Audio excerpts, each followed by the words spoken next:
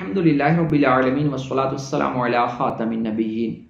ناظرین اکرام، آج کی ویڈیو میں جس مسئلے کی ہم وضاحت کریں گے وہ یہ ہے کہ اگر غیر محرم عورت کسی شخص کو سلام کرے تو اس کے سلام کا جواب دینا کیسا ہے۔ تو اس کا جواب یوں ہوگا کہ اگر غیر محرم عورت بوڑھی ہے تو اس کے سلام کا جواب بآواز بلند دیا جائے تاکہ آپ کی آواز اس کے کانوں تک پہنچ جائے۔ اگر غیر محرم عورت جوان لڑکی ہے تو پھر اس کے سلام کا جواب آہستہ دیا جائے کہ آپ کی آواز اس کے کانوں تک نہ پہنچے۔ فتاوی عالمگیری میں ہے کہ اگر وہ عورت بوڑھی ہے تو مرد اس کا جواب دے، اگر جوان ہے تو آہستہ آواز میں جواب دے، جیسے کہ عرض کیا گیا ہے۔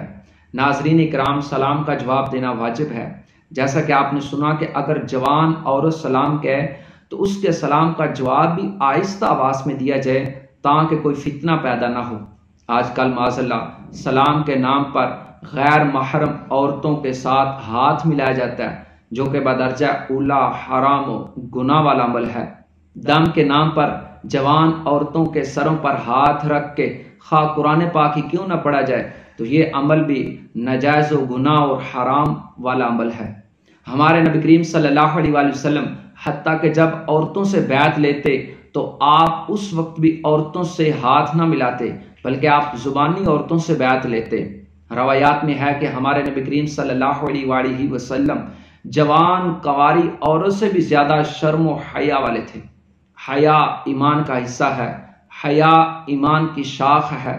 ہمارے آخری نبی صلی اللہ علیہ وآلہ وسلم نے ارشاد فرمایا کہ جب حیا رخصت ہو جائے تو پھر چاہے جو مرضی کرو، یعنی جب بندہ حیا کے قلعے کو ڈھا دیتا ہے، جب بندہ حیا کے قلعے کو گرا دیتا ہے تو پھر وہاں سے ایمان رخصت ہو جاتا ہے۔ حیا ایک ایسا عمل ہے کہ جو بندے کو نیکیوں پر ابھارتا ہے۔ حیا ایک ایسا عمل ہے جو بندے کو گناہوں سے باز رکھنے پر مجبور کرتا ہے۔ اللہ پاک ہمیں نبی کریم صلی اللہ علیہ وآلہ وسلم کے حیا کا حصہ نصیب فرمائے اور ہمارا اللہ کریم حیا والوں میں شمار نصیب فرمائے۔